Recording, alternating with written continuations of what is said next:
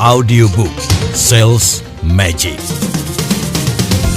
Audiobook Sales Magic bersama Tung Desem Waringin, eksklusif Indonesia Authorized Consultant of Anthony Robbins and Robert T. Kiyosaki. Bagaimana menjual apapun kepada siapapun, dimanapun, kapanpun, bahkan dengan harga berapapun.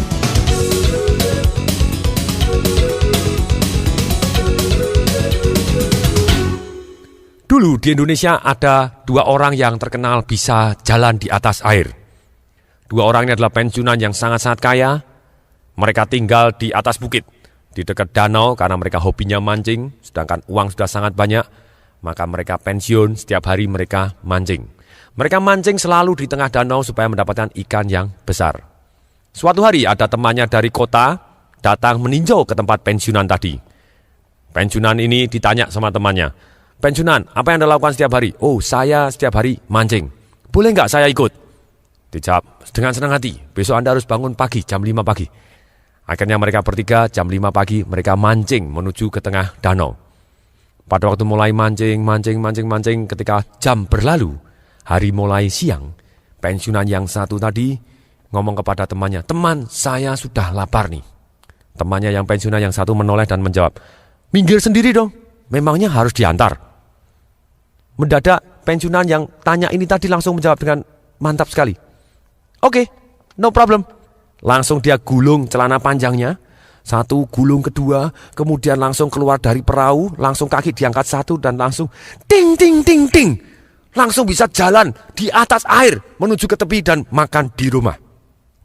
Temannya dari kota, "Wah, ini bisa ginkang, ini bisa cikung, ini bisa, wah, ini apapun nih, hebat sekali, luar biasa." Dan kemudian selesai makan, pensiunan tadi juga langsung jalan lagi di atas air dari pinggir rumahnya dia ke tengah danau menuju kapal. Ting, ting, ting, ting. Langsung masuk di atas perahu dan mancing lagi dengan damai dan sejahteranya. Kemudian pensiunan yang satu ketika hari sudah mulai agak siang lagi, gantian lapar. Pensiunan yang satu tadi lapar dan ngomong kepada pensiunan yang sudah makan tadi, "Teman, gantian saya yang lapar nih." Temannya juga ngomong, "Loh, memangnya harus diantar? Minggir sendiri dong." Jawabannya juga sama, "Oke, no problem." Langsung digulung lagi, langsung satu kaki digulung lagi, kemudian setiap kaki diangkat, keluar dari perahu, langsung ting, ting, ting, ting. Pensiunan yang satu ini juga mendarat langsung, bisa jalan di atas air. Temannya dari kota langsung lihat, "Wah, hebat bener nih. Temanku ini pensiunan lama, tidak turun gunung mendadak bisa jalan di atas air. Jadi dewa nih, jadi sakti nih." Nah, kemudian setelah yang pensiunan yang kedua makan selesai, sama, langsung jalan di atas air menuju ke atas perahunya. Ting, ting, ting, ting. Langsung masuk di atas perahu. Dan kemudian mancing lagi dengan damai dan sejahteranya. Kemudian orang temannya yang dari kota ini tadi mendadak lapar. Karena lapar. Akhirnya nggak tahan. Akhirnya dia ngomong kepada dua pensiunan ini tadi, "Teman, giliran saya yang lapar nih." Begitu kedua temannya baru noleh, baru ngomong, mendadak teman di kotanya ini sok tahu. Langsung ngomong, Oke, tahu. Saya harus berjalan di atas air sendiri kan?" Ya kalau sudah tahu caranya ya sudah, jawabannya pensiunannya. Mereka pensiunannya langsung mancing. Kemudian mendadak orangnya yang dari kota ini langsung angkat satu kaki dengan kaki yang menggigil. Biur, hap, minum air banyak sekali. Begitu minum air banyak sekali, temannya yang dari pensiunan tadi langsung mengangkat. Temannya dari kota langsung ditaruhkan di perahu dan pompa perutnya keluar. Airnya banyak sekali dan basah kuyup. Begitu basah kuyup, dua-dua pensiunan ini saling menoleh. Langsung satu ngomong, "Ini salah kamu." Yang satu ngomong, "Ini salah kamu." Akhirnya mereka berdua menghela napas dan ngomong, "Ya kita salah berdua. Kita harus minta maaf kepada teman kita dari kota." Kemudian mereka berdua menoleh kepada temannya yang dari kota tadi yang masih basah kuyup dengan wajahnya pucat pasi karena minum air banyak sekali. Terus langsung berdua yang pensiunan ini ngomong begini, "Maaf teman, seharusnya kami kasih tahu dulu di mana letak batunya." Ya terang aja bisa jalan di atas air kalau ada batunya. Demikian juga kalau kita tahu batu-batu dari penjualan, terjadi penjualan seperti magic. Tak, langsung terjadi penjualan. Sangat-sangat ajaib bagi orang lain yang tidak tahu. Nah, batu-batu dari penjualan itu ada 4. Kalau kita bangun batu ini dan kita lalui dari tidak kenal menjadi kenal, mendadak terjadi yang namanya sales magic. Terjadi penjualan seolah-olah ada magicnya. Magic itu adalah sesuatu hal yang kita tidak tahu caranya, maka kita anggap magic. Nah, kalau kita sudah tahu caranya, sudah bukan magic lagi. Batu pertama dari sales magic ini adalah trust. Jadi kita harus membangun trust untuk mendirikan batu yang pertama. Yang kedua adalah need.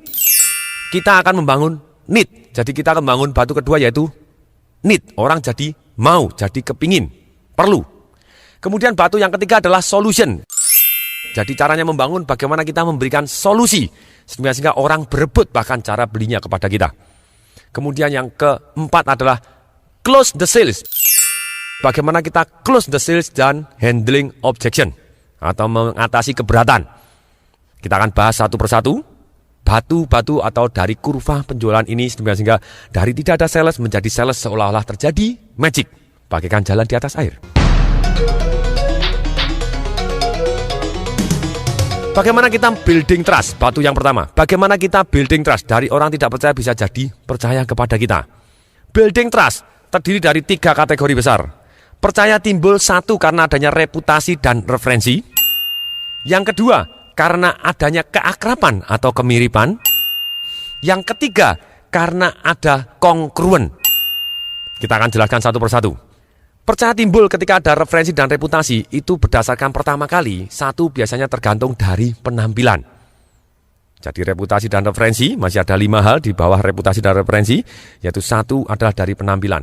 Penampilan kita harus dijaga, cara berpakaian kita, bau kita, tanpa sadar akan mempengaruhi orang lain. Misalnya kita mau jualan sesuatu hal, kita pakai baju tanpa lengan. Kemudian tangan kiri ditato gambar tengkorak, tangan kanan ditato gambar hati dipanah, kemudian rambutnya dikerok kanan dan kiri, jambulnya dikasih warna merah, ekornya dikasih warna kuning, kemudian anting-antingnya, telinga kanan pakai anting-anting, kemudian hidung kiri pakai anting-anting, kemudian ketika ngomong selamat pagi, lidahnya ada tindiknya. Kira-kira bisa jualan tidak? Bisa kalau jualannya sabu-sabu. Tergantung penampilannya di mana gitu. Kalau penampilannya seperti itu ya mungkin jualannya sabu-sabu akan laku. Kalau kita mau jualan asuransi, mau jualan multi level marketing, kita mau jualan produk dan jasa kita mau jualan mesin-mesin yang berat, kita mau jualan ide kita. Silakan, kita harus berpenampilan yang meyakinkan. Tanpa sadar orang kesan pertama akan sangat-sangat berpengaruh. Ini penampilan agar dijaga. Sudahkah Anda menjaga penampilan Anda? Kemudian yang kedua dari reputasi dan referensi adalah tergantung dari gelar dan jabatan kita. Alangkah indahnya kalau kita sudah mempunyai jabatan PhD dari Harvard. Begitu kita tukar kartu nama, tanpa sadar orang sudah segan dan terpengaruh oleh kita. Logikanya begini, kalau misalnya di zaman dulu, misalnya pada waktu perang kemerdekaan, Indonesia pada waktu itu agresi Belanda, kemudian mau negosiasi perdamaian, yang maju dari Belanda adalah mayor, kemudian dari Indonesia yang datang sersan. Kira-kira sersannya dihargai tidak? Tidak akan dihargai. Mayor minimal sama-sama mayor. Demikian juga pada waktu kita mempunyai departemen sales, seringkali sebagai perusahaan itu memberikan gelar atau jabatan yang begitu rendahnya sehingga ketika orang tukar kartu nama yang punya kartu nama pun malu karena di situ tertulis junior sales officer. Sudah sales officer kasih junior lagi, lebih parah lagi. Jadi saran saya lebih baik minimal kita berikan gelar atau jabatan yang cukup tinggi sehingga kalau kita tukar kartu nama, sales Anda juga penuh percaya diri dan yang menerima juga lebih menghargai. Minimal saran saya, kasih gelar manager, sales manager. Ketika ditanya, Anda punya anak buah berapa? 1, saya sendiri. Lumayan begitu karena Anda manager, minimal Anda manage diri Anda sendiri. Dengan kita sales manager, kita akan jauh lebih dihargai dibanding kita junior sales officer. Bagi yang mendengarkan ternyata ini masuk akal, silakan diterapkan di sales departemen Anda. Gelar atau jabatan tanpa sadar akan mempengaruhi penjualan Anda. Orang akan lebih menghargai ketika mau ketemu. Kemudian berikutnya, yang ketiga adalah terkait dengan merek atau nama besar. Kita akan jauh lebih mudah menjual ketika kita terkait dengan nama dan merek besar. Alangkah indahnya kalau kita terkenal dengan misalnya dari bank multinasional begini, kita akan jauh lebih mudah daripada bank EO atau bank kecil yang tidak terkenal namanya. Tapi misalnya kita bank kecil dan tidak terkenal namanya, bisa tidak kita affiliate atau kita kerjasama dengan suatu hal yang sangat besar di luar negeri? Bisa. Misalnya kita kerjasama dengan ini dan setiap tahunnya diaudit oleh auditor yang sangat besar namanya segala macam. Jadi kita bisa dipercaya karena kita kaitkan dengan nama yang lebih besar dari perusahaan kita sendiri. Itu caranya building trust supaya orang percaya kepada kita. Berikutnya, yang keempat. Bagaimana kita bisa membangun referensi dan reputasi adalah dengan catatan prestasi kita sendiri. minta testimoni.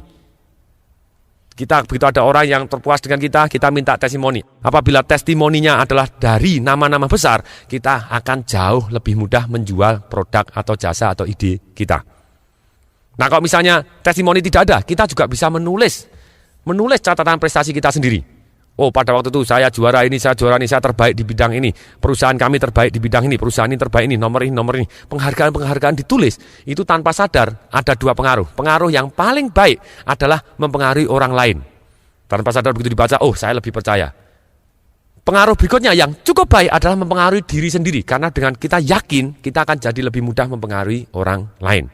Jadi dengan ada data-data bahwa kita nomor satu sini, tanpa sadar dari dalam bawah sadar kita percaya bahwa produk kita baik, dan tanpa sadar lebih lanjut lagi kita akan mempengaruhi orang lain dengan lebih cepat. Berikutnya, building trust dari reputasi dan referensi bisa timbul dari satu yang namanya edifikasi, atau kalau bahasa Inggrisnya adalah tee up. Maksudnya apa?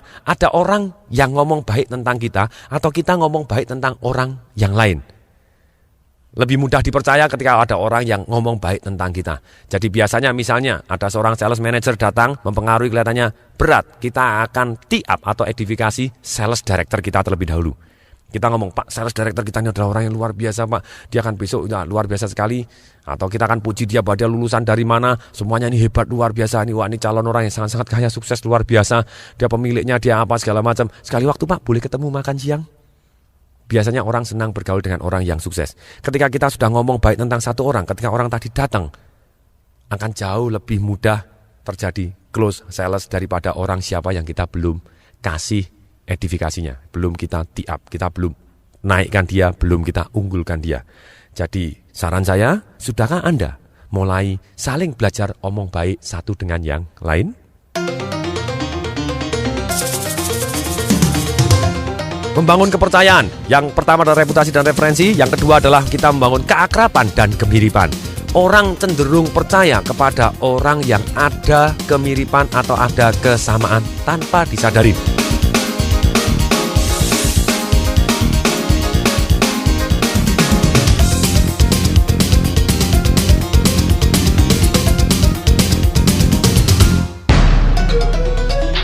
Sales-sales yang paling top di dunia selalu mempunyai ilmu untuk membangun kesamaan tanpa disadari sehingga orang percaya terhadap dia. Contohnya, dia akan membangun kesamaan satu dengan topik. Topik biasanya terdiri dari pertanyaan, Bapak asalnya dari mana? Ketika ada satu orang ngomong, oh asalnya saya dari New York. Oh sama, saya dari New York. Langsung enak. Kemudian ada ditanya juga, kalau asalnya tidak bisa, kita biasanya tanya apa? Hobinya. Bapak hobinya apa? Badminton. Ah sama, saya hobinya badminton. Tapi problemnya ketika kita kalah kelas, kita mendekati orang-orang yang jauh lebih tinggi daripada kita, ketika kita tanya, misalnya, Bapak asalnya dari mana? New York. Mati aku dari kota yang kecil, misalnya dari Nganjuk atau dari mana? Susah kita. Kemudian kita tidak bisa bangun kesamaan. Ada orang tanya, Bapak hobinya apa? Golf. Mati aku hobinya main gundu, bukan golf. Celaka gitu ya. Nah, ketika kita topiknya berbeda, kita susah sekali membangun kesamaan. Ternyata tapi kita masih punya cara di luar topik. Kita bisa membangun kesamaan dengan cara-cara yang dramatis sehingga terjadi magic happen. Orang tadi merasa nyaman, nikmat, dan cocok terhadap kita. Jadi, satu, bagaimana kita membangun kesamaan di luar topik tadi. Satu, kita bisa membangun kesamaan dari gerak. Seringkali dalam seminar saya, ketika saya kasih contoh, saya minta satu orang maju di depan. Terus kemudian Anda misalnya presiden direktur, saya mau jualan satu produk kepada Anda. Boleh saya duduk? Silakan. Ketika saya duduk, di depannya dia, kaki saya angkat naik di atas kursi. Kemudian saya peluk kaki saya dan kepala saya agak naik ke atas. Oh Bapak ini bagus sekali, Bapak mau beli ini? Mendadak dia panggil satpam gitu ya. Kenapa? Karena tindakan saya atau gerakan saya sangat-sangat berbeda. Orang yang gerakannya sangat berbeda tanpa sadar akan membuat jadi orang asing. Ketika asing, orang akan membuat protek dan tidak percaya. Akan pelajari siapa dulu dia. Nah, di dalam sales kita bisa membangun gerakan yang sama. Tanpa sadar orang akan jadi percaya. Caranya bagaimana? Mulai dari nafasnya. Kalau dia nafasnya pelan, pendek, ataupun panjang, dalam, silakan. Apapun nafasnya kita ikutin. Gerakannya pada waktu, saran saya selisih 10 detik. Ketika berhadapan-hadapan dengan dia, kita selisih 10 detik. Misalnya, kita ikutin. Misalnya dia bersandar, selisih 10 detik kita bersandar. Dia maju sebentar agak ke depan, selisih 10 detik kita maju ke depan. Kalau berada di samping kita agak beriring-iringan begitu, kita bisa selisih 3 detik agak sama. Tanpa sadar, orang ketika gerakannya sama, orang akan lebih percaya kepada kita. Ada orang, Pak itu kok sama terus, itu kan diajarin seperti mimikri. Bukan mimikri. Kalau mimikri misalnya, yang satu misalnya baru garuk-garuk kepala, kita ikut garuk-garuk kepala. Garuk-garuk pantat, kita garuk-garuk pantat. Enggak, tapi kita bisa mirip selisih 10 detik. Tanpa dia sadarin, orang akan merasa lebih akrab kepada kita. Kemudian bagaimana kita membangun keakraban dan kesamaan yang kedua adalah dengan cara kualitas suaranya dibuat sama. Maksudnya apa? Kualitas suaranya dibuat sama. Kalau dia hanya ngomongnya lambat, pelan, penuh jeda, dan mantap, kita juga ikutin kalem, lambat, penuh jeda. Kalau orangnya ngomongnya sangat-sangat cepat, kita juga ikut ngomongnya sangat-sangat cepat. Nah, kalau coba tes, ketika orang ngomongnya cepat, kemudian kita ngomongnya lambat, mendadak nafsu bicara dia kepada kita berkurang drastis. Silahkan dipraktekkan, silahkan dites. Ternyata orang akan cenderung percaya kepada orang yang kualitas suaranya mirip dengan yang bersangkutan. Ikutin, gitu ya. Kemudian berikutnya, selain kualitas suaranya juga pilihan katanya. Pilihan katanya begini, kalau orangnya ngomong, saya mau cari barang-barang yang fantastis. Kita tidak bisa ngomong, Pak ini barang-barang kita hebat. Lain, otaknya nggak nangkep. Kalau dia ngomong ceritanya, saya suka yang indah. Oh, ini bagus Pak, nggak nangkep. Kalau dia ngomong indah, kita indah. Kalau dia ngomong, saya senang memandang dari jauh begini. Oh, Bapak bisa pandang dari sini. Oh, dia langsung cocok gitu ya. Oh, kita ngomong misalnya, orangnya ngomong, Bapak, saya suka memandang ini dari sudut sini. Kemudian Bapak ngomongnya gini, silakan dengarkan Pak. Pandang dengan dengarkan, lain channel gitu ya, kita tidak bisa. Tipe komunikasi ke otak manusia lain-lain. Kita harus pilih pilihan kata yang sesuai dengan tipe komunikasi ke otaknya masing-masing. Kalau tipe komunikasi ke otaknya ada satu orang yang tipenya misalnya penglihatan, ya kita akan menggunakan kata-kata yang akses ke matanya dia. Caranya bagaimana? Kita lihat dia menggunakan apa. Oh, saya suka pemandangannya, saya suka warnanya, bentuknya, merah, kuning, hijau, biru. Nah, kalau ketika dia ngomong seperti itu, ya kita akan ikutin sama, Pak, bentuknya, ini warnanya, ini ada yang merahnya, ada kuningnya, ada hijau. Sama persis kata-kata yang digunakan. Ketika orang tipe pendengaran, dia ngomongnya biasanya nadanya mulai bergelombang. Dengan demikian, saya sangat-sangat suka pelajaran ini. Apakah Bapak Ibu juga suka pelajaran ini? Silakan tolong didengarkan. Nah, kalau ketika sudah ngomongnya seperti itu, tipenya biut-biut itu nadanya, plus minus dia adalah tipe pendengaran, kita akan menggunakan kata-kata yang sesuai dengan tipenya dia. Kedengarannya. Kemudian juga ada tipe yang berikutnya adalah tipe perasaan. Penglihatan, pendengaran, dan perasaan. Perasaan biasanya orang yang ngomongnya mantap, penuh jeda, dengan nada yang rendah. Seperti saya sekarang ini. Bapak Ibu bisa merasakan perbedaannya. Nah, kalau dia ngomong lambat, kita juga ikut ngomong lambat di awalnya. Terus kemudian kita menggunakan bahasanya dia, bahasa perasaannya dia. Dia menggunakan ciri-cirinya, dia menggunakan pilihan katanya yang jelas sekali. Rasanya, saya senang nyaman, saya suka gerak, saya suka baunya ini, rasanya begini. Ketika dia menggunakan kata-kata seperti itu, kita juga menggunakan pilihan kata yang sama dengan nada dan kualitas suara yang sama. Tanpa sadar dia akan merasa akrab. Jadi dengan dia akrab, merasa mirip, mendadak magic akan happen karena dia merasa cocok dengan kita tanpa disadarin. Persis seperti kalau kita setel televisi. Kalau misalnya televisi kita ada channelnya, ada channel yang namanya RCTI, ada Indosiar, ada Metro TV, ada TV7, misalnya ada Antv, silakan. Nah, kalau misalnya ternyata dia adalah orangnya hobinya nonton Metro TV, kita pasang iklannya di mana? Sama, pertanyaan yang bodoh sekali. Pasti jawabannya adalah kita akan pasang iklannya juga di Metro TV. Karena itu yang dia lihat. Sama, ketika orang sedang channel dia ngomongnya pakai penglihatan, kita akan ngomong dengan bahasa penglihatannya dia. Akibatnya akan lebih mudah masuk kotaknya dan merasa akrab dan dia cenderung lebih percaya kepada kita. Kemudian ada orang bertanya juga, Pak, lah kalau saya mirip terus bagaimana? Kalau orangnya loyo, apakah kita juga loyo terus? Tidak, kita bisa menggunakan satu strategi adalah satu yang namanya pacing kemudian leading. Maksudnya apa? Kita ikutin terlebih dahulu, baru kita pimpin berikutnya. Banyak orang sulit sekali ketika mengajak anaknya atau meminta anaknya untuk minum obat yang pahit. Karena mereka seolah-olah datang dari planet Mars langsung ngomong kepada anaknya, ibu-ibu gitu langsung ngomong, ayo minum obat pahit, ini obatnya. Ada dua macam. Satu, dia jujur tapi maksa. Ini pahit tapi harus minum. Nanti kalau nggak minum nanti sakit bagaimana? Nah, dia menggunakan gitu. Anaknya kaget ini. Seolah-olah dari planet sebelah mana gitu. Orang tuanya datang seperti itu. Tidak ada kesamaan sama sekali. Jadi anaknya cenderung tidak percaya kepada orang tuanya. Kemudian, yang kedua, bisa jadi dengan menipu. Ini obatnya enak ini. Begitu diminum, apa jadi? Buah! Nah, kalau sudah terjadi seperti itu, anak semakin tidak percaya. Begitu besok ngomong ibunya, enak ini, langsung lari lagi, enak lagi, dia tidak percaya. Nah, caranya bagaimana? Kita bisa menjual, anak kita bisa minum obat pahit dan berebut. Caranya sederhana, kita ikutin terlebih dahulu. Kalau dia mainan boneka, kita ikut mainan boneka. Pada waktu mainan boneka, kita ikut tingginya setinggi dia, kita gerakannya. Dan baru kita ngomong, obatnya ini pahit, tapi sudah dikasih madu. Oke, sekarang yang minum obat harus teman-temannya dulu. Siapa temannya dulu yang harus minum obat? Dia akan ngomong, Po. Wah, ternyata Po. Po yang warnanya apa? Merah, misalnya gitu. Oke, kita pura-pura. Po, mari kita minum obat dulu. Obatnya ini pahit tapi sudah dikasih madu jadi tidak begitu pahit. Po, mari kita minum obat biar cepat sembuh. Oke, kita sendiri yang jawab. Oke, pura-pura. Pura-pura. Oke, siapa yang mau jadi juara berikutnya? Begitu anak kita mau angkat tangan, kita buat penasaran lebih dulu. Tunggu dulu. Sekarang temannya yang lain dulu, Tinky Winky. Nah, Tinky Winky dulu. Mau pura-pura, akhirnya dia penasaran dan dia akhirnya mau dengan ceria. Jadi kita bisa ikutin dulu, kemudian kita pimpin ke arah yang kita mau. Jadi pada waktu kita ngomong-ngomong, kita ikutin dulu topiknya dia, kita setelah ikut seneng mantap, baru kita ngomong ke arah yang kita inginkan. Kita bimbing ke arah kita inginkan tanpa disadari. Demikian juga gerak. Kalau misalnya ada satu orang geraknya menutup total, tangan dilipat, kepala ke atas, kaki ditekuk, kaki ditaruh di atas, misalnya kakinya disilangkan, tangan disilangkan, dagu ke atas, itu adalah posisi yang sulit untuk terjadi penjualan gitu ya. Nah, caranya bagaimana? Ya kita ikutin dulu, bukan berarti terus kemudian kalau kakinya dia di atas meja kita ikut-ikutan kakinya di atas meja, enggak gitu ya. Tapi kita duduknya juga agak menjorok ke belakang, kita juga agak menyilangkan tangan sebentar, selisih 10 detik. Setelah berapa saat kita akan leading dia. Caranya bagaimana? Kita akan maju ke depan dan kita akan menunjukkan satu barang. Bapak silahkan Pak, bisa dilihat dulu barangnya ini. Nah, tanpa sadar dia akan maju juga. Kalau dia maju tanpa sadar posisinya akan membuka.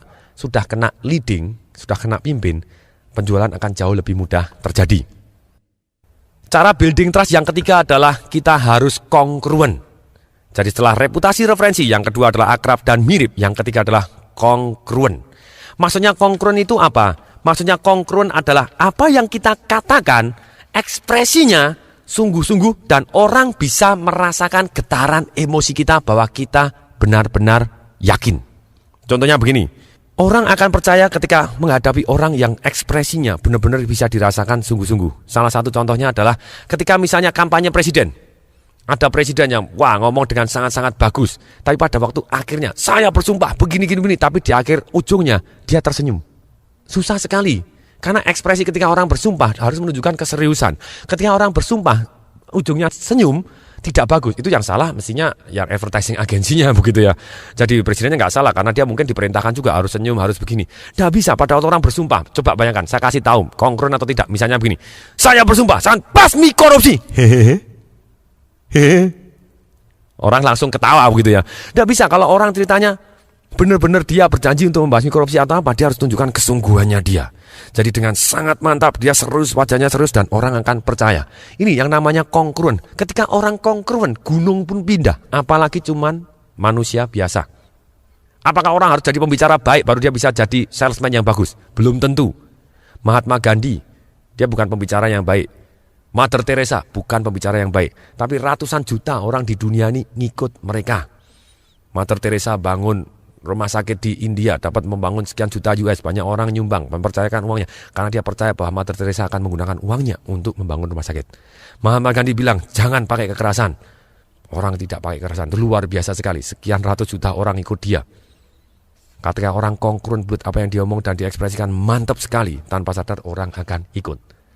Jadi, Anda kalau mau menjadi sales, coba perhatikan terhadap ekspresi Anda. Ketika Anda presentasi, perhatikan wajah Anda senyumnya begini, pada tempatnya tidak. Kalau tidak pada tempatnya, lebih baik Anda tampil serius dan mantap. Sinar mata Anda bagaimana? Nyengirnya bagaimana? Belajarlah kongruen. Ketika belajar kongruen, kita harus belajar. Misalnya, kita ngomong sama-sama teman-teman sendiri, kita ngomong bahwa produk ini bagus. Atau bagaimana kita presentasi. Harus ada terus dan kita berlatih bagaimana kita ekspresinya. Orang bisa merasakan kesungguhan kita. Jadi saran saya, teruslah berlatih sehingga orang bisa merasakan bahwa Anda betul-betul tulus dan sungguh-sungguh yakin terhadap produk Anda.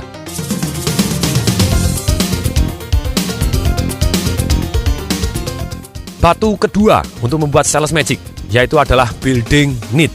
Kita harus membangun supaya orangnya mau atau perlu. Kalau dia perlu, dia akan take action untuk beli barang atau ide atau jasa dari kita.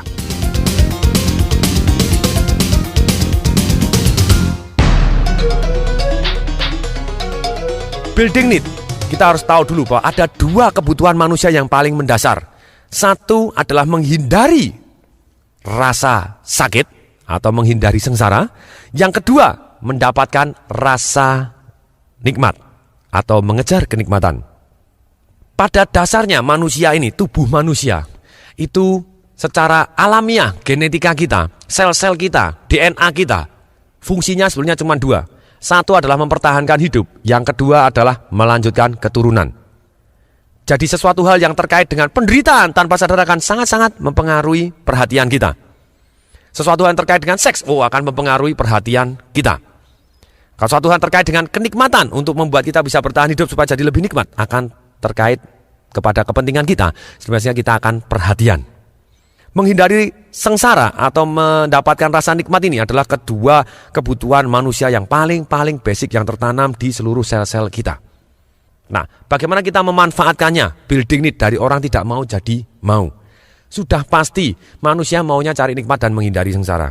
Nah, kalau kita di dalam advertising kita atau di dalam penyajian presentasi kita, lengkap sekali bahwa kalau Anda tidak take action sekarang juga ada sengsaranya, tapi kalau Anda ceritanya take action sekarang juga ada kenikmatannya, sempurna adanya. Jadi kalau kita mau mempengaruhi orang, kunci yang paling dasar adalah membiarkan dia mendapatkan kenikmatan kalau dia take action, dan kesengsaraan amat sangat kalau dia tidak mau take action membeli barang kita. Ada misalnya contoh gampang lah, misalnya terjun payung. Ada orang yang tidak berani terjun payung. Kemudian kita kasih kesengsaraannya amat sangat. Kalau kamu tidak mau terjun payung, saya tembak sekarang juga. Kira-kira mau terjun payung enggak? Terjun payung, karena dia menghindari kesengsaraannya. Cara yang sangat-sangat sederhana, bangun istilahnya serakahnya orang dan bangun ketakutannya orang. Fear and greedy ini adalah the best sales tool in the world. Dan sekali lagi saya sampaikan di sini bahwa menghindari sengsara atau takut tidak kebagian atau takut tidak cukup, itu adalah 80% konsep dari kebutuhan manusia yang akan menggerakkan manusia ke arah yang lebih baik.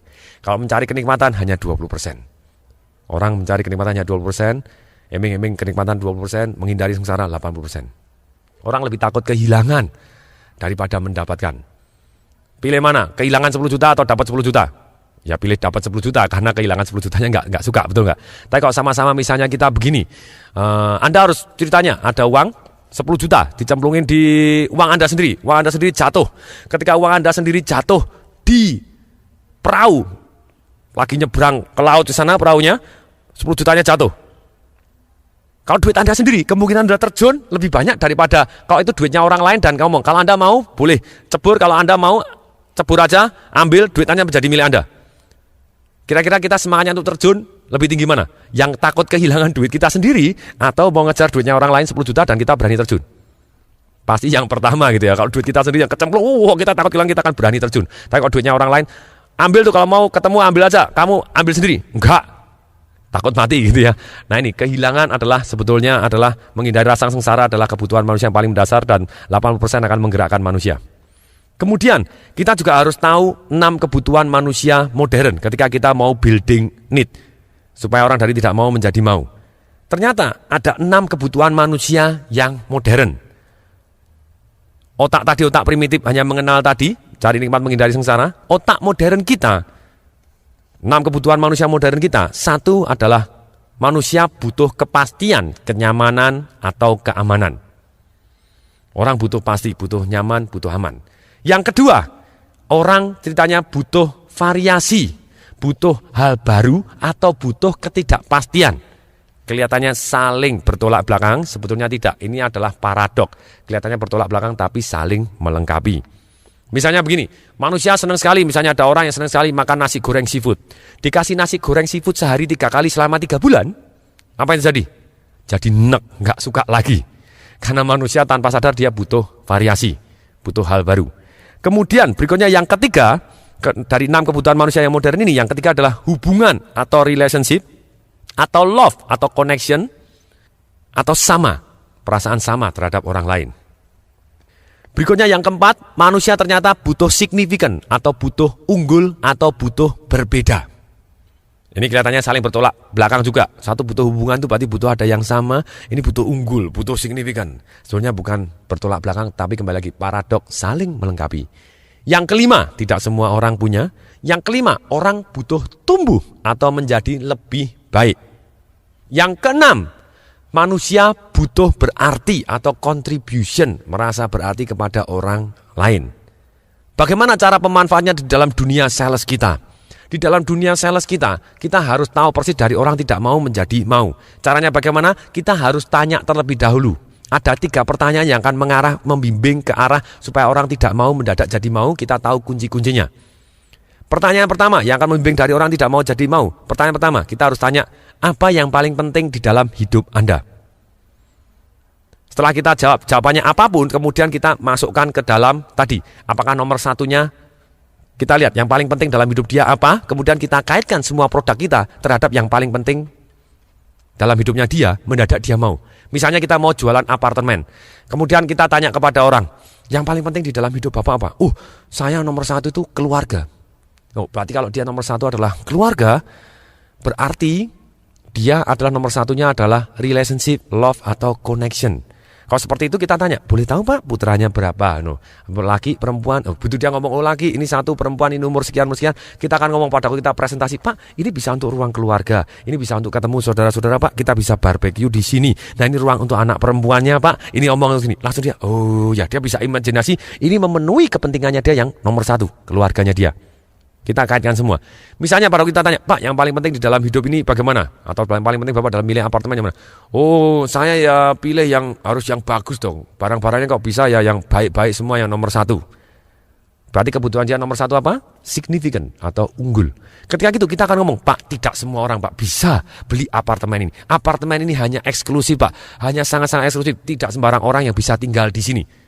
Ini lihat Pak, ini ruangan ini Bapak bisa di sini, dan kemudian di sini untuk bisa piagam. Kalau kita tahu misalnya dia juara apa untuk piala apa, ini bisa untuk tempat piala Bapak di sini. Ini televisi plasmanya bisa ditaruh di sini. Kita cari suatu yang unggul-unggul, kita ceritakan. Ini Pak nanti bisa, ini kalau bisa bayangkan Pak, ini sofanya bisa kebayangkan misalnya sofanya Da Vinci di sini apa segala macam. Kita ngomong suatu hal yang unggul ketika dia begini. Nah, akan lebih mudah menarik dia.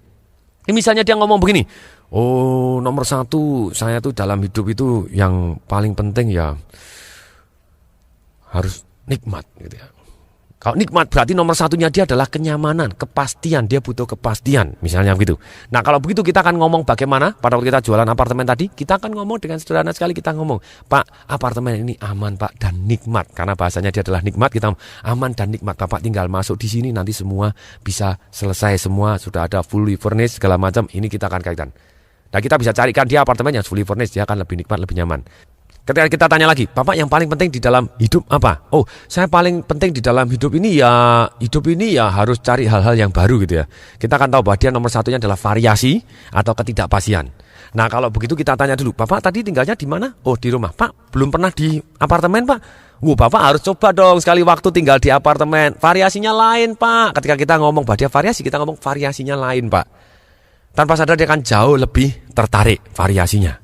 Nah kemudian kalau kita tanya, ternyata misalnya, apa yang paling penting dalam hidupan Anda? Ternyata dia ngomong bahwa yang paling penting dalam hidup saya ini, saya harus menjadi lebih baik. Kita harus mempunyai tumbuh, kita harus jadi lebih baik. Kesimpulannya ke sana, ya kita akan kasih tahu, Pak, sudah masanya Pak, Bapak pindah ke apartemen. Ini gaya hidup yang lebih baik Pak, lebih praktis, lebih nikmat. Dan ada fitness centernya Pak, bisa Bapak jadi lebih sehat. Dan di bawah ada mallnya Pak, Bapak butuh apa bisa jadi lebih mudah. Kita selalu ngomong lebih. Tanpa sadar kan masuk ke otaknya dia yang memang membutuhkan lebih baik. Kemudian contribution, misalnya dia, saya nomor 1 itu hidup tuh harus amal segala macam. Nah pada kita juga kita mau, Pak hitung-hitung amal lah Pak, bantu ke kita juga. Supaya dia mau amal ke kita gitu ya. Dan kemudian juga Pak hitung-hitung Pak, kalau nanti misalnya begini Bapak jadi close di sini, sekian persen dari komisi Pak akan saya sumbangkan. Saya janji saya, karena Bapak ada nomor 1-nya adalah amal, saya juga mau amal. Dia langsung tarik, orang ini cocok dengan saya. Penjualan akan terjadi jauh lebih mudah. Kemudian, itu pertanyaan pertama, yang paling penting apa dalam hidup Anda? Dan kemudian kita kaitkan semuanya dengan yang paling penting dalam hidupnya dia. Kemudian pertanyaan yang kedua yang akan membimbing dia ke sales. Biasanya kita tanya, yang paling Anda hindari apa? Jadi kita tahu persis, kalau misalnya yang paling dihindari apa, ya kita bisa buat. Kalau misalnya Anda tidak dapat, tidak mendapatkan apa yang kita tawarkan tadi, kita kaitkan dengan kesengsaraan yang dia paling hindari. Dan kalau dia mendapatkan yang kita tawarkan, dia mau beli, ya kita akan kaitkan bahwa ada kenikmatan yang amat sangat yang menghindarkan dia dari kesengsaraan yang dia paling takutin tadi. Jadi kita pecahkan terlebih dahulu. Misalnya, Pak, yang paling dihindari apa di dalam hidup ini? Saya ini tidak mau repot gitu ya. Oke Pak, ini praktis Pak. Bapak tidak akan repot di sini, Bapak akan praktis. Kenapa? Karena Bapak tinggal begini, sains semua akan jadi. Jadi yang paling dihindari akan sudah kita tahu dan kita pecahkan terlebih dahulu. Itu akan jauh lebih mudah untuk close. Kemudian pertanyaan yang ketiga, pertanyaan yang paling ajaib, yang seringkali kita membantu kita di dalam sales magic adalah pertanyaan ini. Supaya Bapak mau, apa syaratnya? Biarkan dia sendiri yang ngomong syaratnya. Oh, saya mau kalau kamarnya ini 3. Padahal kamarnya waktu itu cuma 2 misalnya itu. Oh Pak, kalau misalnya kamar 3 Bapak mau? Iya. Wah kebetulan Pak, cocok. Kita akan ngomong begitu. Di sini Pak kita akan carikan yang kamarnya 3 gitu ya. Nah kalau misalnya tidak ada kamar 3, baru kita juga tetap boleh ngomong. Pak ini kebetulan Pak, oke kelihatannya ada yang cocok dengan Bapak. Kita tunjukkan tetap supaya dia mau datang terlebih dahulu. Itu juga yang kamarnya 2, tapi Pak ini bisa disingkat menjadi kamar 3. Misalnya begitu. Ini jadi ceritanya bagaimana kita terus apa syaratnya supaya Bapak mau. Selama syarat tadi bisa kita penuhin, itu kita akan jauh lebih mudah, dia akan terbuka untuk membuat sales terjadi. Supaya Bapak mau, syaratnya apa? Salah satu contoh misalnya ada perbankan yang saya coach pada waktu itu bilang, saya mau kalau ya bunganya kalau lebih rendah dari sekian ya saya mau aja syaratnya itu. Oke Pak, kalau gitu misalnya ini dikabulkan Bapak mau? Ya saya mau. Oke Pak, kita tanda tangan terlebih dulu. Tapi di sini kita tulis Pak, syaratnya adalah bunganya seperti ini. Kita ajukan, siapa tahu dikabulkan. Padahal belum tentu dikabulkan juga. Ternyata belum tentu dikabulkan, begitu kita kasih kabar. Misalnya ternyata tidak dikabulkan, kita juga ngomong dengan mantap. Ada kabar gembira Pak, dikabulkan kreditnya. Hanya bunganya tetap sekian persen Pak. Kalau dia misalnya, oh saya keberatan begini-begini, nah itu mulai handling objection nanti gitu ya, masuk handling objection. Saya akan masuk sedikit di handling objection di sini. Ketika orang keberatan seperti itu, dia bilang, oh lah di bank sana juga lebih murah. Kita bilang, Pak, Bapak juga boleh ajukan di sana. Kita mulai masuk ke suatu hal yang dia takutin. Misalnya dia beli rumah, Mak, kalau rumahnya nanti sudah dibeli orang lain kan berat. Lebih baik Bapak tutup aja dulu. Bapak boleh ajukan ke tempat yang lain. Kalau ternyata Bapak dapat di sana, boleh kok dipindah. Tapi yang paling penting kan Bapak dapat dulu. Nah ketika omongan kita masuk akal, nah biasanya dia akan tetap close terlebih dahulu. Oke, itu jadi bagaimana membangun dengan pertanyaan tadi supaya orang dari tidak mau menjadi mau.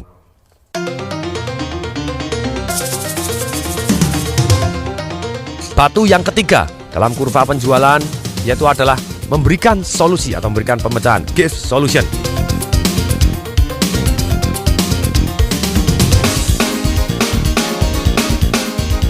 Memberikan solusi ada beberapa hal. Satu adalah positioning pribadi. Kita sebagai salesman, sebagai consultant atau sebagai master. Maksudnya apa? Kalau salesman, biasanya dia one by one, dia hanya mengandalkan tekad aja, dia hanya nawarin, dia tidak ahli produk, dia tidak ahli manusia. Tapi kalau consultant, dia ahli tentang pengetahuan produk, jasa atau idenya sendiri, serta produk, jasa atau idenya orang lain, sehingga dia bisa membandingkan dengan dahsyat luar biasa. Nah, level selanjutnya adalah level master. Kalau kita give solusi, pada waktu kita memberikan solusi, kita mempunyai positioning pribadi bahwa saya adalah master. Master adalah apa? Saya adalah orang yang terbaik di bidang ini. Orang akan antri ke tempat Anda. Luar biasa. Seperti ada satu dokter kulit yang orang kalau ke sana harus antri 5 jam, 6 jam, bahkan sampai punya asrama gitu ya. Ketika orangnya masuk, kemudian sudah antri lama, masuk disuruh nungging, lepas celana, disuntik, gitu ya, tetap pulang dicari, suruh bayar gitu ya, nekat bayar, dikasih resep mahal ya tetap beli. Kenapa? Karena dia menjadi terbaik di bidangnya. Nah, ketika kita mulai ambil positioning bahasa terbaik di bidang saya, tanpa sadar orang antri dan nurut. Kalau konsultan belum tentu nurut. Bedanya apa? Master dengan konsultan. Master, selain Anda terbaik, Anda juga ahli tentang produk dan jasa diri sendiri, serta ahli dengan produk jasa bidang orang lain, juga Anda ahli tentang manusia. Jadi Anda tahu persis caranya menggerakkan manusia. Berikutnya, setelah positioning pribadi, caranya kita memberikan solusi bagaimana? Caranya adalah taktik penyampaiannya. Sekarang saya mau tanya, enak mana pada waktu kita mancing di sembarang kolam yang belum tentu ada ikannya, atau ikannya kita kumpulin dulu, kemudian kita buat lapar, baru kita pancing? Enak yang pertama atau enak yang kedua? Enak yang kedua, so pasti gitu ya. Demikian juga kita jualan. Enak mana kita jualan kepada sembarang orang yang belum tentu mau, atau bukan target market kita, atau kita kumpulin dulu target market kita, kemudian dibuat lapar dulu, dan kemudian baru dijualin produk kita. Enak yang pertama atau enak yang kedua? Selalu enak yang kedua, karena itu cara yang lebih efisien dan efektif. Nah, taktik penyampaian supaya kita bisa orang berebut produk kita, taktiknya selalu satu, adalah memenuhi fear and greedy. Dan memenuhi top 2 dari kebutuhan manusia modern. Tadi ada 6. Jadi ketika fear dan greedy-nya dia tahu persis, dan kemudian top 2-nya dari 6 human need tadi, nah kebutuhan manusia terpenuhi, orang akan run, berebut. Dan caranya begini. Dan pada waktu kita taktik penyampaiannya, alangkah baiknya pada waktu kita taktik penyampaian produk jasa atau ide kita harus memenuhi prinsip USP atau USP. USP itu apa? U-nya adalah ultimate advantage atau nilai tambah. S-nya apa? S-nya adalah sensational offer. P-nya apa? P-nya adalah powerful promise. Pada waktu kita menyampaikan, kita harus menyampaikan nilai tambah kita. Misalnya sama-sama warung soto, kenapa Anda harus beli di soto tempat saya? Nilai tambahnya apa? Kalau kita tidak mempunyai nilai tambah, mulailah merubah atau menambah. Dunia ini kreativitas unlimited. Ketika sama-sama soto sebelahan dengan kita, ya kita buat misalnya soto saya itu potongan ayamnya pakai dada kanan tebal putih. Misalnya begitu kita potong benar yang dada kanan putih, kita display ke sana, akibatnya kita mempunyai satu nilai tambah dibanding soto sebelah yang tidak pakai dada kanan yang besar seperti itu tadi, yang empuk dan renyah dan enak. Kalau kita ngomong hanya enak, sama sana juga enak. Enaknya bagaimana? Betul signifikan nggak? Bisa diukur nggak? Menurut kita atau menurut customer kita? Nah benar-benar mulailah merubah atau menambah sehingga kita mempunyai ultimate advantage, nilai tambah. Bukan hanya unik aja, bukan hanya berbeda, tapi ada ultimate advantage, ada nilai tambahnya yang luar biasa. Kemudian sensational offer. Maksudnya sensational offer apa?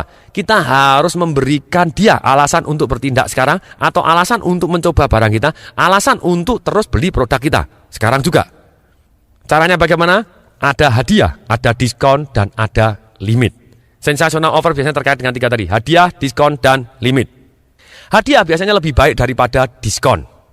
Kenapa? Kalau Anda diskon 100 ribu hilang. Tapi kalau Anda memberi hadiah senilai 100 ribu, bisa jadi hadiah Anda hanya nilainya 10 ribu atau 20 ribu. Kalau Anda benar-benar membuang 100 ribu untuk hadiah, kesannya bisa jadi 500 ribu. Nah, sensational offer ini, saya kasih contoh. Bagaimana seorang bisa menjual roti tawar dengan harga 300 juta rupiah. Caranya sederhana sekali. Caranya adalah roti tawar tadi dikasih hadiah berlian 8 karat senilai 800 juta rupiah. Lu kok bisa? Karena saya ternyata belinya berlian itu adalah 300 juta rupiah. Atau harganya berlian adalah 200 juta rupiah. Lu kok bisa? Karena saya yang produksi sendiri. Saya punya pabrik berlian. Oke, sekarang saya kasih contoh lagi. Contoh penerapan sensational offer ini bagaimana? Misalnya ada sebuah toko emas.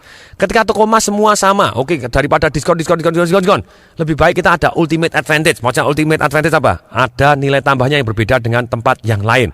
Kita mempunyai misalnya model yang lebih dari yang lain misalnya. Atau kadarnya lebih baik, atau kadarnya lebih rendah. Silakan, kita mempunyai kelebihan atau perbedaan dibanding yang lain. Kemudian di selain itu dikasih tambahan hadiah. Ketika misalnya kita kasih hadiah, berhadiah hair dryer, berhadiah langsung kompor gas, berhadiah batik katun gratis. Apa yang terjadi? Ada nilai tambahnya. Modelnya sudah lebih bagus, misalnya segala macam, garansinya lebih baik apa segala macam, tapi dalam hal ini ternyata ada hadiahnya. Hadiah banyak orang yang gelap. Maksudnya gelap kenapa? Orang lihat, hadiah kompor gas. Kompor gas kan 250 ribu atau 300 ribu. Karena kita bisa beli langsung dari pabriknya 120 ribu. Dan tetap harus hitungannya, tetap kita harus untung. Nah, di dalam hal ini, kembali lagi, sensational offer itu adalah alasan supaya Anda bertindak untuk beli di tempat tersebut. Anda harus selain nilai tambah, jadi kasih sensational offer. Kalau Anda take action sekarang juga. Dan limit itu adalah sangat-sangat bagus. Sekali lagi saya sampaikan, di dalam hati primitif kita, di dalam otak primitif kita, di dalam DNA primitif kita, tanpa sadar, manusia sangat-sangat takut 2 hal saja. Satu adalah takut tidak dicintai, yang kedua adalah takut tidak cukup. Ketika ada limit, orang akan berebut. Scarcity atau keterbatasan itu adalah the greatest marketing tool in the world tanpa orang sadarin. Ketika kita buat limit, orang akan jauh lebih berebut.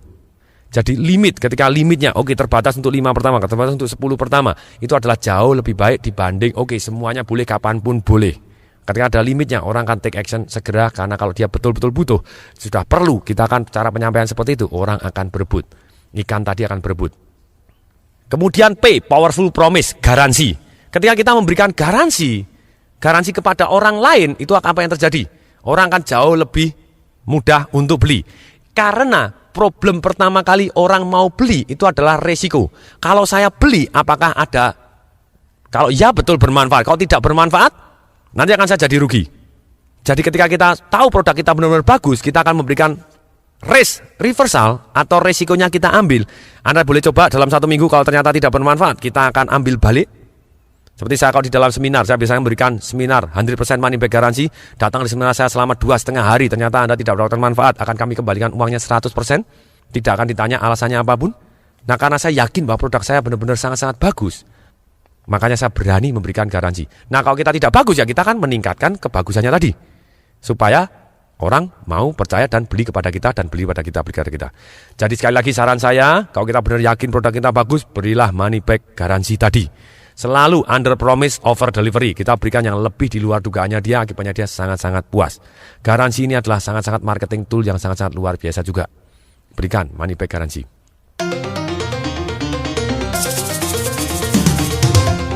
Yang keempat, batu keempat dari kurva penjualan, yaitu close the sales and handling objection. Bagaimana mengatasi keberatan?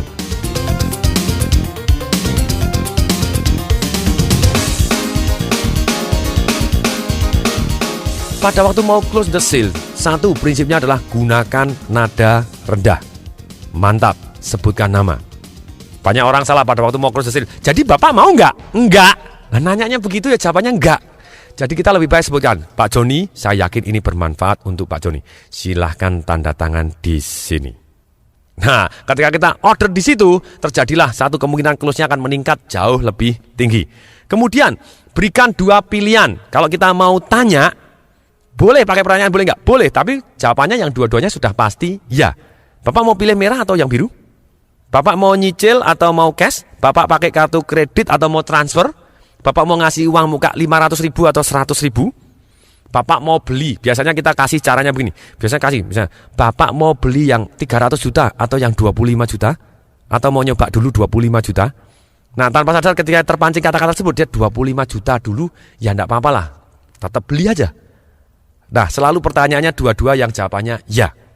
Kemudian prinsip yang ketiga dalam close the sales, prinsip yang ketiga adalah ya kecil terlebih dahulu, baru ya lebih besar.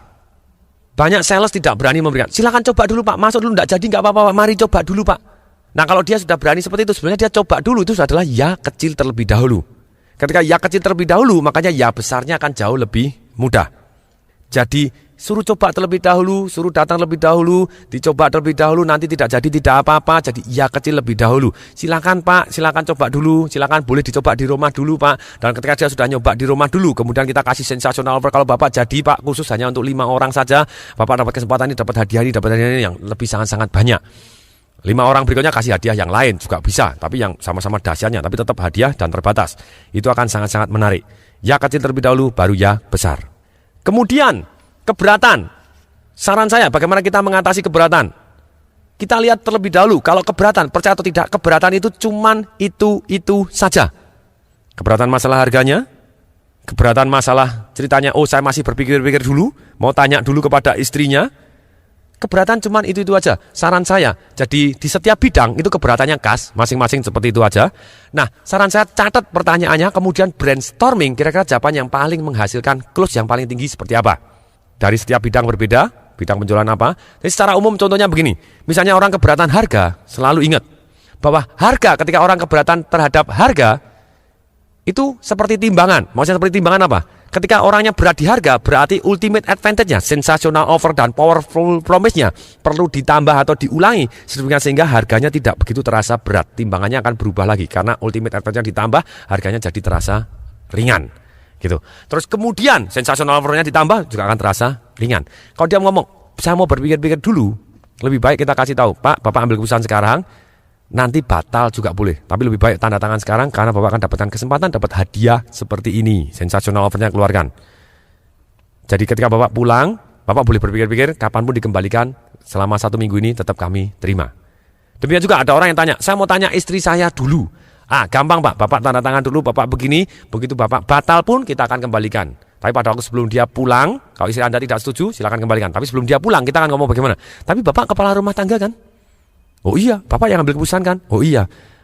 Berarti istri Anda nurut kepada Bapak toh? Iya, oh ya sudah Pak gitu. Jadi kita kasih kunci seperti itu, dia kemungkinan batalnya lebih kecil. Nah demikian juga ketika orang keberatan apapun, ternyata ada aja jawaban yang bisa membuat dia akhirnya jadi close. Kadang kita tanya, supaya Bapak mau, apa syaratnya? Oh syaratnya begini, oke Pak, kalau misalnya itu dikabulkan berarti Bapak mau? Walaupun belum tentu dikabulkan, kita akan konsultasikan dulu, bisa kabar baik Pak. Ternyata Bapak dikabulkan, yang dikabulkan sebelah ini tentang harganya tetap seperti ini, tapi Bapak akan dikabulkan dengan tambahan hadiah seperti ini. Ini yang kita bisa berarti kalau Bapak tertarik, Bapak boleh silakan tanda tangan di sini, gitu ya. Sebutkan namanya Pak Joni, silakan tanda tangan di sini. Itu tanpa sadar dia akan close-nya jauh lebih tinggi. Demikian juga ketika ada orang yang keberatan misalnya tanya terus keberatan terus tapi tidak pernah pulang atau tidak pernah pergi, sebelumnya dia sangat-sangat tertarik. Tapi dia mempunyai pola memang komplainer. Maksudnya komplainer apa? Dia terus berkeluh kesah, ini gimana nih gini. Nah, caranya bagaimana? Ada satu jurus lagi untuk mengatasi keberatan. Satu jurus yang namanya merusak pola. Selama kita sudah berani memberikan powerful promise, money back garansi ataupun garansi, kita boleh gunakan ini. Karena kalau enggak orang nanti merasa seperti dihipnotis atau seperti apa. Enggak. Sebenarnya caranya begini, kita bisa merusak pola. Begitu orangnya keberatan tapi dia tertarik, kita bisa merasakan, kita bisa ukur bahwa dia tertarik. Kita akan tanya dengan cara merusak pola. Kita bisa tanya, boleh tahu Pak jaketnya bagus beli di mana? Seolah-olah tidak ada hubungannya. Ya tidak apa-apa. Ketika jaket bagus ya, oke sudah selesai. Oke Pak, silakan tanda tangan di sini. Tanpa sadar dia akan tanda tangan. Nah ini tidak boleh digunakan untuk menipu orang. Karena tanpa sadar ketika orang dirusak polanya begitu, dia akan tanda tangan gitu ya. Tapi boleh pulang, wah saya menyesal. Tapi kalau kita sudah berani masukkan money back garansi, saya kan tugas saya memberikan dia yang terbaik. Saya jualan kan memberikan dia yang terbaik. Kalau dia menyesal pun boleh money back garansi. Jadi ketika seperti itu kita tenang menggunakan jurus ini. Saran saya satu, kita benar-benar kalau kita mau terjadi penjualan sekali lagi dan penjualan terus menerus, kita harus bisa dipercaya kembali lagi. Kalau kita menipu orang, besok tidak akan orang percaya. Ketika tidak percaya, tidak akan ada penjualan kedua, ketiga, keempat. Jadi saran saya tetap kita harus hati-hati menggunakan jurus-jurus ini dan kita benar-benar harus membuat nilai tambah dan benefit untuk orang yang kita jual. Kemudian yang terakhir, bagaimana kita ini bab tambahan yaitu mempercepat dan menggaransi sukses.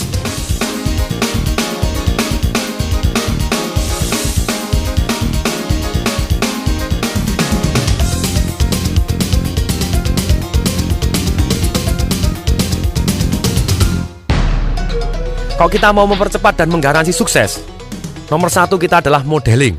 Cari orang-orang yang sudah sukses di bidang yang kita inginkan, di bidang sales yang kita inginkan, kemudian kita belajar dari dia, kita ambil, kita pakai ATM, amatin, tiru, dan modifikasi. Dimodifikasi menjadi lebih baik. Ambil dari juara ilmunya, kita praktekkan, kita tiru, dan kita modifikasi, kita lengkapi, mendadak kita menjadi juara. Cari mentor, cari teman-teman yang mendukung. Karena kalau teman-teman kita tidak mendukung, kita tidak akan sukses juga. Jadi cari lingkungan-lingkungan yang teman kita yang mendukung kita lebih sukses. Kemudian, kita harus mempunyai goal yang sangat jelas. Goalnya jelas, saya punya goal seperti ini. Saya mau sales saya sekian, saya mau juara 1, saya mau apa, silakan. Dan alasan yang sangat kuat. Maksudnya apa alasan sangat? Kenapa saya harus mencapai ini? Kesengsaraannya apa? Orang hanya mencari nikmat menghindari sengsara. Kalau goal kita, kalau saya tidak mencapai ini, orang tua saya sakit, saya tidak bisa bayarin. Kita akan fight gila-gilaan. Cari nikmat menghindari sengsara, kita buat sendiri di otak kita. Dan kita public commitment. Kalau saya tidak mencapai goal ini, saya akan hukum. Saya akan potong gundul. Saya akan jongkok di depan lift selama 2 hari. Saya akan tidur di kantor terus sampai saya mencapai target ini. Mendadak otak kita, orang ini sungguh-sungguh. Mendadak daya juang kita sangat-sangat tinggi. Jadi goal dan alasan yang sangat kuat. Kemudian berikutnya adalah keyakinan yang mendukung. Maksudnya keyakinan apa? Saya pasti bisa. Kenapa pasti bisa? Kalau orang lain bisa, saya pasti bisa. Contohnya, keyakinan yang mendukung adalah begini. Banyak orang, wah nanti saya ditolak. Percaya tidak? Ada satu hukum yang namanya hukum rata-rata. Maksudnya apa? Misalnya seorang salesman, ada hukum rata-rata. Misalnya sales mobil, setiap 10 tidak, 1 ya. Rumah misalnya, 30 tidak, 1 ya. Nah ketika kita sudah tahu bahwa 1 pasti iya, ketika kita ditolak, kita punya keyakinan. Hampir diterima. Ditolak lebih cepat lagi. Nanti pas ke 10 kan ada yang iya. Oke, jadi kita tidak takut ditolak. Jadi kita tetap maju, keyakinan yang mendukung. Berikutnya adalah mutu dan jumlah tindakan. Kalau kita tidak pernah bertindak, kita tidak akan pernah mencapai impian kita. Seperti orang memanah. Kalau orang tidak pernah memanah sekalipun, ya dia luput 100%. Kalau dia manah terus, lama-lama dia ahli, lama-lama dia belajar kepada orang yang tepat, maka mutu dan jumlah tindakannya tepat, kemungkinan berhasilnya jauh lebih tinggi. Berikutnya adalah monitor dan peka. Monitor, peka. Tindakan mana yang membawa hasil, tindakan mana yang tidak membawa hasil. Dan monitor dan peka bukan hanya untuk kita, tapi monitor dan peka untuk orang lain juga. Tindakan mana dia yang berhasil kita akan ikutin, dan yang tidak berhasil tidak akan kita ikutin. Kemudian berikutnya adalah fleksibel. Cara ini luput pakai cara ini, cara ini luput pakai cara ini, kita akan lebih sukses lagi. Berikutnya persisten. Tidak ada satupun di dunia ini, baik kepinteran, baik keunggulan apapun, yang bisa mengalahkan satu yang namanya persistensi. Terus, dan terus, dan terus, dan terus, sampai akhirnya tercapai goal kita. Demikian Sales Magic kali ini. Saya Tung Desem Waringin mengucapkan salam dahsyat.